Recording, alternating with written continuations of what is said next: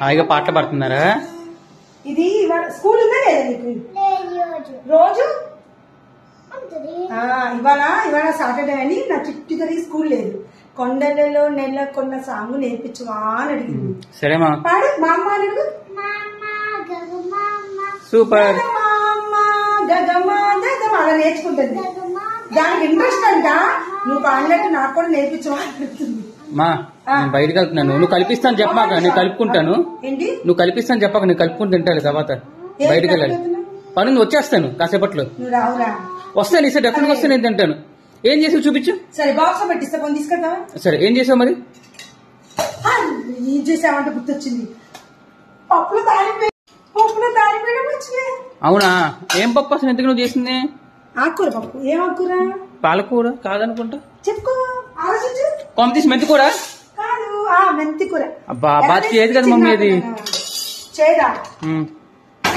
అదే నీకు తెలుసా, బాడీలో అన్ని పడాలి. పులుపు, తీపి, చేదు, వగరు. ఉగాది పచ్చడికి ఎన్ని ఉంటాయో మన లైఫ్ లో ఎన్ని ఎదురుపడి ఫేస్ చేస్తాము. కూరల్లో కూడా అన్ని తినాలి. పప్పు ఎందుకు? టమాటాలు వేసా, చింతపండు వేసా. ఆ చేదు మర్చిపోయే విధంగా మనం ప్రవర్తించుకోగలిగితే లైఫ్ లో కూడా ముందుకెళ్తాం.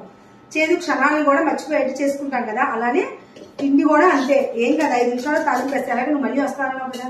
ఈ లోపు దానికి ఒక లైన్ నేర్పించేస్తే ఇగో ఒక తాలింపు వేయాలి. మెంతికూర పప్పు. ఇదిగో నెయ్యి తీస్తున్నా.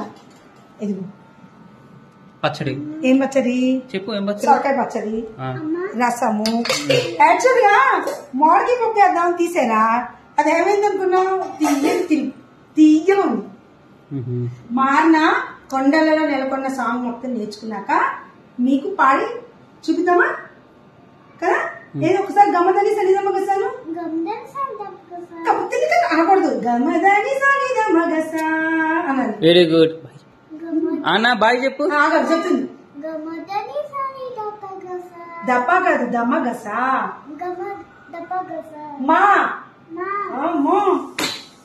వాళ్ళలో ఇంట్రెస్ట్ ఉంటే మాత్రం మనం ఆ పద్ధతి నేర్పిద్దాం. అన్న బాయ్ చెప్పు.